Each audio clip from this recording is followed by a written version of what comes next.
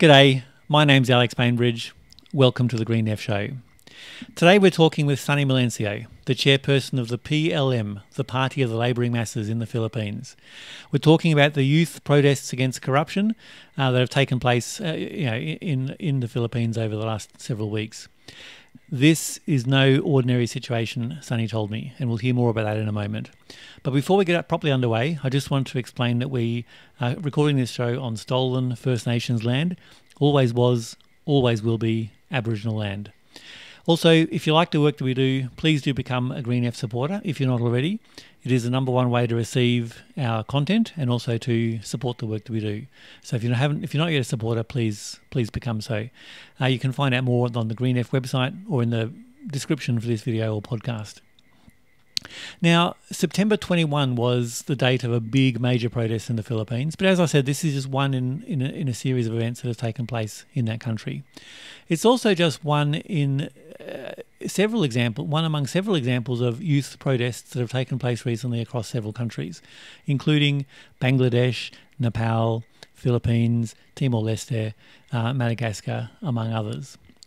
I began by asking Sonny, please, to explain, what is the character of these youth protests in the Philippines and what does he think is driving them? Well, this is primarily a reaction of the youth to the scandal involving the flood control projects in the Philippines, where billions of pesos were divided up among politicians, the senators and congressmen, government public works agencies such as the Department of Public Works and Highways, and even the Commission on Audit, and select contractors, private contractors owned by or acting as cronies of the politicians.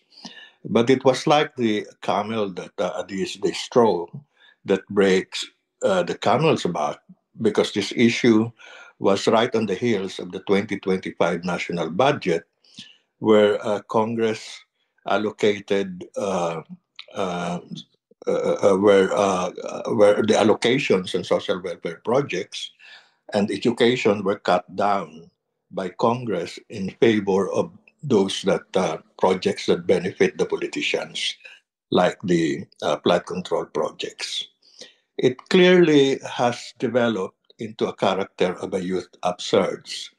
And we can even say that this is a kind of uprising of the post 2020 generation. And this has escalated to the point that the presidential palace, Malacanang Palace, called the youth action, especially on September 21, which was the peak of the actions, as a riot.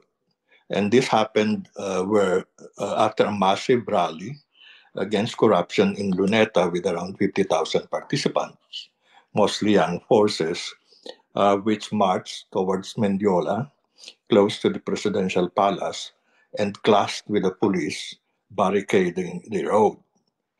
The protesters wore black, which was the color theme of the actions in Luneta, and the youth forces unfurled pirate flags from the One Piece anime, the flag of rebel pirates against the world government in the popular Japanese manga series. This is not, we thought this was the anarchist flag, but it was not. And this was also the flags that are being unfurled in actions by the youth in Indonesia and Nepal. It symbolizes rebellion against the government and the entire establishment. Now, the protests are organic, decentralized, and spontaneous. They are not centrally organized by left parties or even by official student councils. They spread through shared outrage seen on televisions from congressional hearings and the clear evidence of the corruption happening in the country. And there is an international echo, of course, because it happened right on the midst of uprisings in Indonesia, Nepal, Timor, Bangladesh, Madagascar. And this global wave were also telling the youth in Manila that they were not alone. They are not alone, and other people are rising. Young people are rising too. Now, I wrote something about this, and I compare it to the first quarter storm in the early 1970s, where I was a participant. And those rallies also escalated into what was called Presidential Palace as riots, where students, throw stones, molotovs, pillbox bombs, because of police brutality, trying to block the rallies. So cars were burned, government symbols of government power were destroyed. And but those actions, like what is happening today, was basically driven by a deep disgust of young people against the status quo and the establishment and the regime. And this action now has continued even after September 21. And it is an evolving upsurge that may lead to a much larger conflagration. That's the way we see it. And because it has not stopped. And the student walkouts has happened in many colleges and universities now. And sometimes they were supported by the faculty and the staff, and they're even Black Friday actions, meaning weekly protest action with the students against the issue of corruption and political dynasty. They're basically coupled with the issue of political dynasty, and it has, in a way, spread not only in Metro Manila but in the major cities in the Philippines, especially from the universities scattered all over the countries. And this is a genuinely spontaneous movement. The left groups are present there, like PLM and other left groups, but we are not leading. There's spontaneous action, and there's also a spontaneous slogan that came out of it.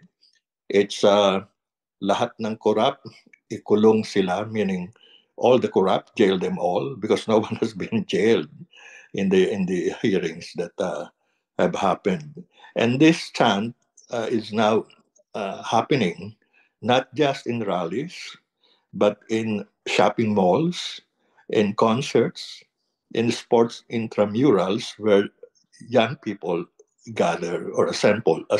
This is quite similar to the Hong Kong youth revolt, where unannounced flash offensives happen in multiple places.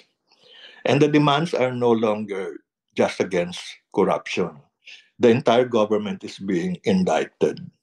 Everyone is implicated: the president, the vice president, the cabinet, Congress, down to the crony contractors.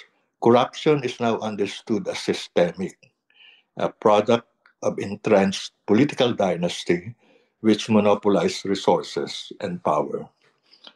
And these protests are also driven by the conditions of the students themselves: the high tuition fees, unemployment, contractual labor, oppressive gig economy conditions, and the skyrocketing cost of living.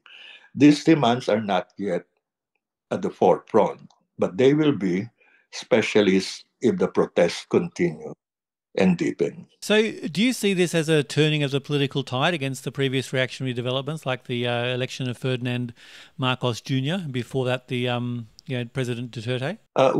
We in the PLM describes this as a legitimacy crisis of legitimacy of the entire government. And this is the legitimacy for both the Marcos Jr. and Duterte factions, which is now visibly eroding among the young people, because both camps are implicated in high level corruption, patronage politics, and they are also the main representatives of dynastic rule in the country, the Marcoses and the Dutertes. So it is worth noting that on September 21, there were actually two rallies. One was the Luneta rally, which I mentioned, which was joined mostly by young youth and student forces. And in a way, led by, called by the left groups, including us, the PLM, and and the Makabayan Bloc, which was the group of the Maoist tradition. We actually shared the Luneta stage during the mobilization.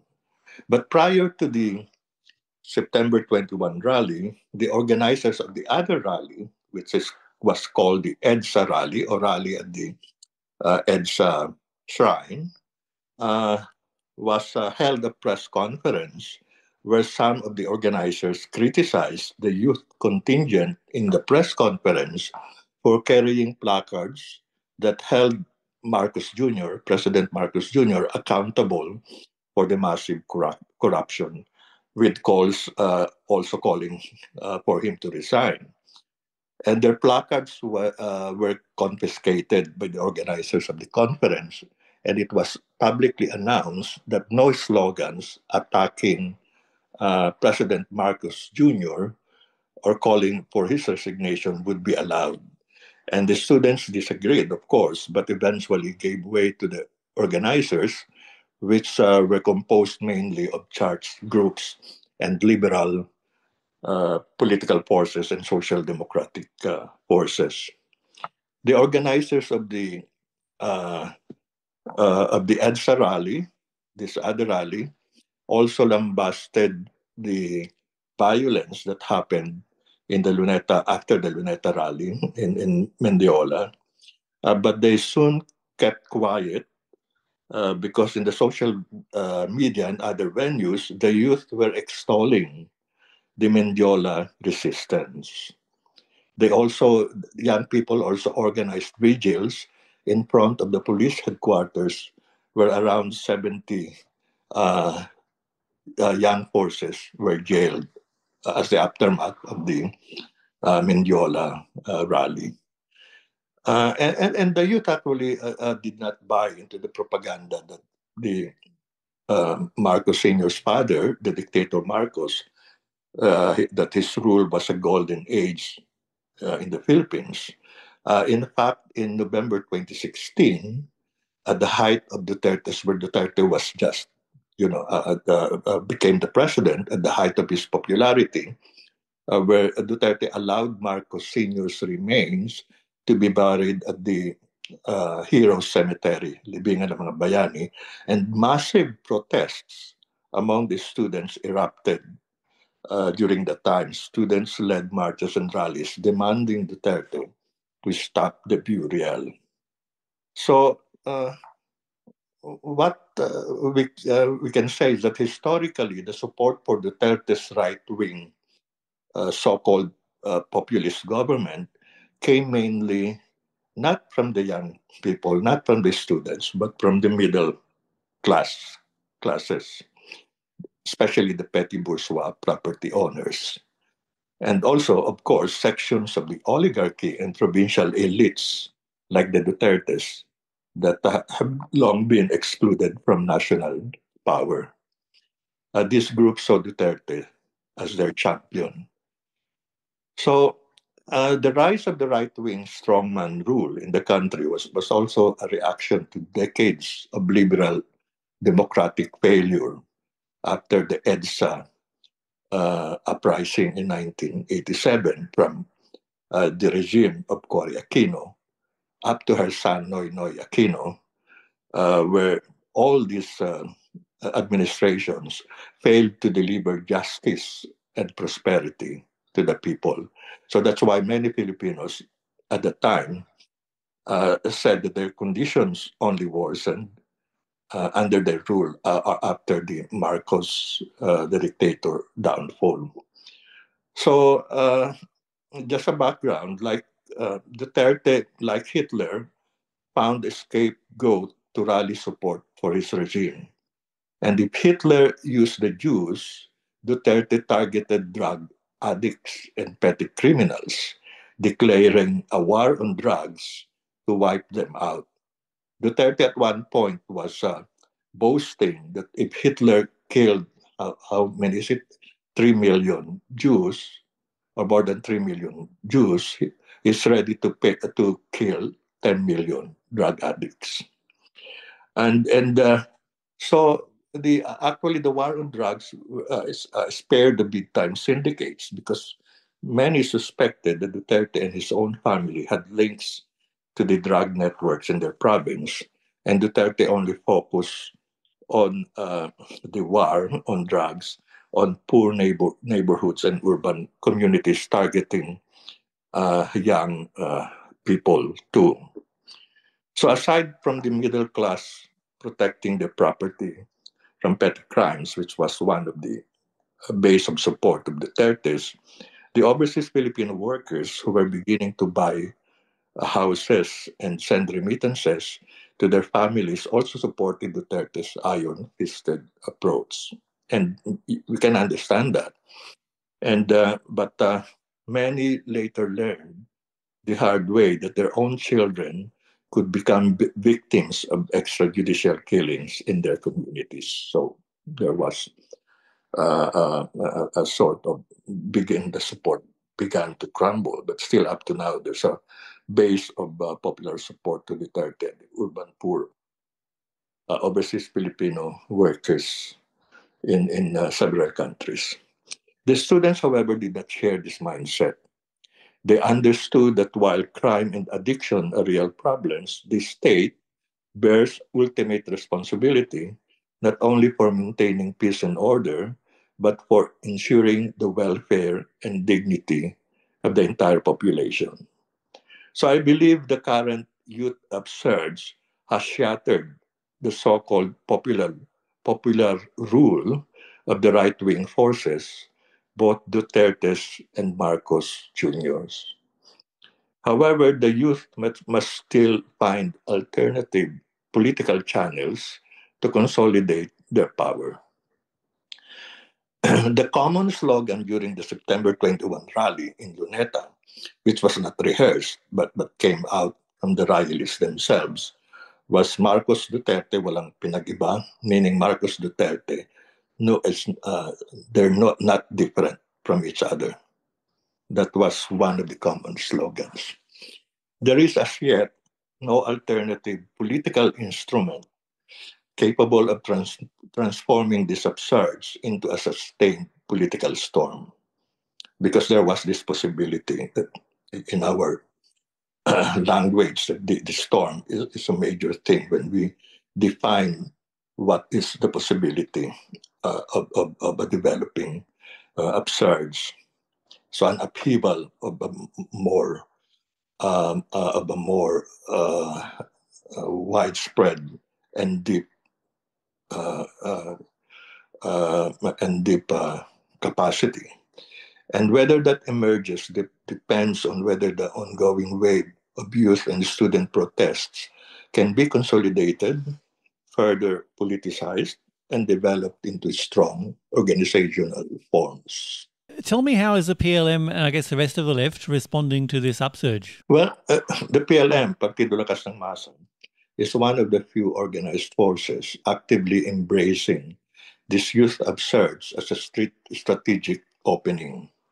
And we have directed all our community chapters to refocus their organizing efforts towards the youth and the student sectors in their communities. Because many of our chapters are located close to public and private elementary and secondary schools. And drawing lessons from Indonesia and I think even Nepal, where according to our comrades there, high school students formed the bulk of recent protests.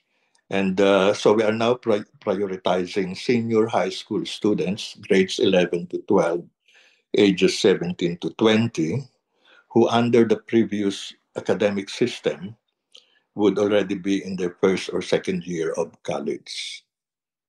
So, and we are right now holding Black Friday rallies every week to draw in youth and students. In several places, this approach has achieved breakthroughs, like in Negros, where high school students increased the size of a PLM rally from a few hundred participants to over 1,000. So we are clear that community chapter leaders, mostly adult mass leaders, should not control youth organizing. Instead, youth and student preparatory teams are being formed in each of our chapter because our past attempts to build youth organizations were hampered when older leaders or their parents actually tried to direct the younger members. This time, we are ensuring that the youth have their own autonomy, ownership, and leadership in building their movement. So at present, we are preparing for a youth and student summit in January next year. And in the lead up to this, there will be local youth and student forums in the communities. And on November 22, we will hold a youth assembly against corruption and political dynasties to establish a leadership body that will guide and carry out the summit in January 2026. And the organization of youth on such scale will be for us a historic turning point. This will mark the first time where we can build a nationwide student organization directly allied to PLM and advancing our political program.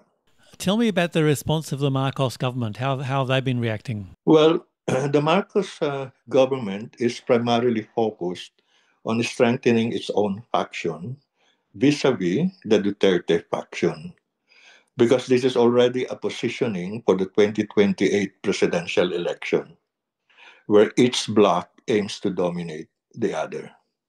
So Marcos Jr. actually raised the anti-corruption issue in his State of the Nation address this year, mainly as a weapon against the Dutertes and their allies. This forms part of the Marcos camp's actions, which include the arrest of Duterte for the ICC, International Criminal Court case in Den Haag, and the impeachment campaign against Duterte's daughter, Vice President Sara Duterte, who is the strongest rival of the Marcoses for the 2028 election. The charges against Vice President Sara Duterte also revolve around corruption and misuse of intelligence and departmental funds. She was the head of the Department of Education for some time. However, the anti-corruption drive has backfired. The Duterte-aligned forces in Congress counterattacked, pointing to Marcos Jr.'s men and cronies and restricting the investigation to Marcos Jr.'s period in office. The hearings are now confused and factionalized, with each camp accusing the other of being the main source of corruption. So Marcos Jr.'s main tactic has therefore been to present himself as the anti-corruption crusader while shifting blame to the Duterte bloc. But this has backfired. Marcos Jr. has also created a so-called independent commission for infrastructure, appointing his own allies to investigate and file cases, if necessary, against the perpetrators of the corrupt projects. But the scandal immediately erupted when the popular anti-corruption mayor of Baguio City resigned from the ICI, citing doubts about its independence. So the bigger problem is that the televised Congress hearings were already shut down. And the ICI, this independent commission, shifted its investigation to closed door hearings. So, and up to now, it has not indicted anyone, and it claimed that it lacks evidence to charge politicians. So it can only it has only evidence in the lower ranks of the government. So, despite the massive revelations about the politicians being implicated in the ghost projects, no one has been jailed. Not a single has been jailed. So now on the protest, Marcos Jr. Actually even said that if he were not the president, he would join the September 21 rallies, the rallies at that time. This was exposed as hypocrisy when the classes at Mendiola, uh, with the youth against police brutality, demonstrated the state's actual posture. Marcos was forced to say that he would allow protest but not riots, when in fact it was the police barricades and the police violent dispersal of the protesters, including shooting at the students, that escalated the situation. There has been no full-scale crackdown yet, but there is clear escalation of the students and the youth forces, such as police monitoring of campuses, harassment of student council leaders, and warning against student agitators. So it is probable that the state may escalate to harsher methods if the protests continue to spread. There were already suspicious bomb scare stories leaked to media claiming explosives have been found in some schools, which was a classic pretext for future repression. The situation remains fluid and can also escalate depending on government tactics. Some people are saying there's been a generational loss of collective memory about struggles of the past, especially against the previous Marcos dictatorship. What, do you agree with that assessment? And I guess, can you comment about the role of social media in this context? Well, I disagree to the thinking that the youth have lost the collective memory of the anti-dictatorship struggle, because as I have mentioned, the youth actually in 2021, the youth also went into action against the burial of the remains of the dictator Marcos to the Heroes Cemetery. Well, and in the terms of the social media, it is true that the Duterte and Marcos factions not only used social media, but weaponized it, creating troll farms to boost their image, intimidate critics, and normalize brutality, especially during the war on drugs. They also hired micro influencers, vloggers, and content creators to create an illusion of majority opinion on several issues. One infamous case during Duterte's presidency involved a building in Davao suspected of housing a troll farm that caught fire. The photos circulated then showed thousands of cell phones, chargers, wires, and other paraphernalia in the building, which clearly showed that it was a troll farm.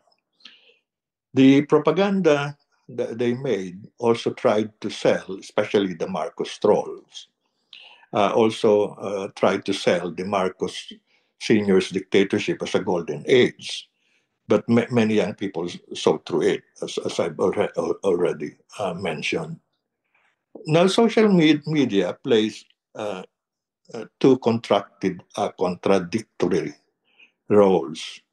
It can be a weapon to distort history and undertake mass deception, as what is also happening. And this is how Duterte and Marcos tried to rebuild their image using the social media. But it can also be a tool for rebuilding radical memory outside the gatekeepers, of course, of the social media.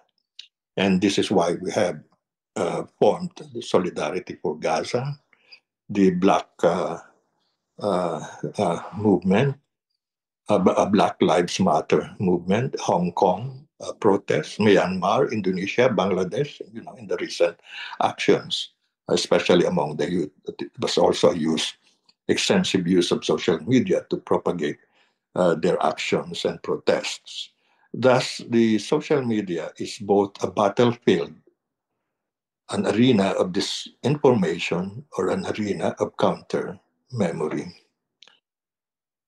And but the disinformation machinery of the social media is basically capitalist run, made up of troll farms, paid algorithms, politicized influencers, which are basically paid, receiving support from politicians and those who and of course the existing Google and all this setup that's already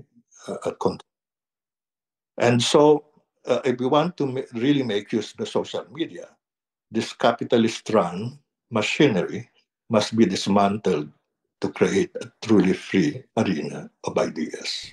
Yeah. That they are actually blocking it in that sense and controlling it. So today, social media has actually replaced school and newspapers as the primary memory machine. But its vital role is to connect the youth's lived experiences, the systemic corruption, dynastic plunder, imperialist aggression, genocide, to spread the knowledge of ongoing resistance movements, including the current anti-corruption upsurge and uprisings in Asia.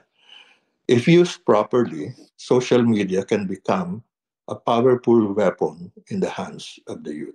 Is there anything else that you want to add before we finish up? This situation, we know it, especially as we have been in the movement for quite a long time. This is not an ordinary situation, but this situation can pass. We might not be able to lead it, and we might be, and it can be. The point about it is that we're thinking about it.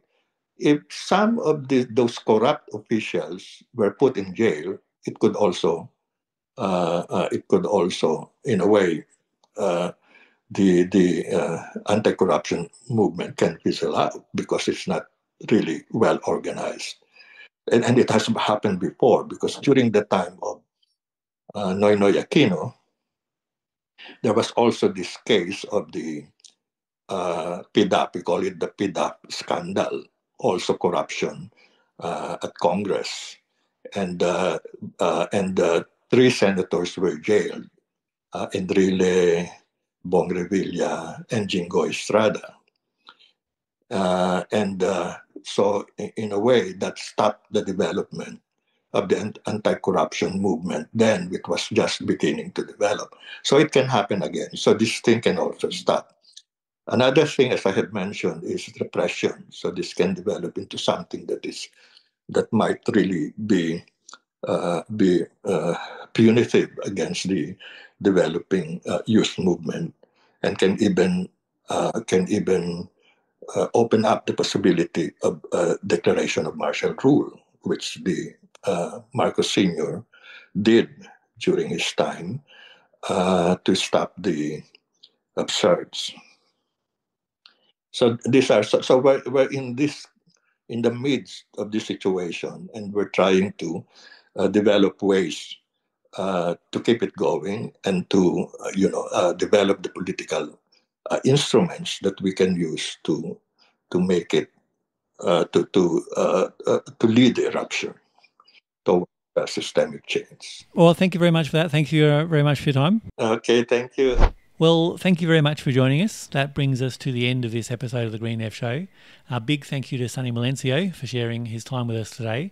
And also, as I said at the beginning, please remember, if you like the work that we do, please do become a Green F supporter if you're not already. It is the number one way to support our work and to receive the content that we produce. Also remember, you can help us out without spending a single cent.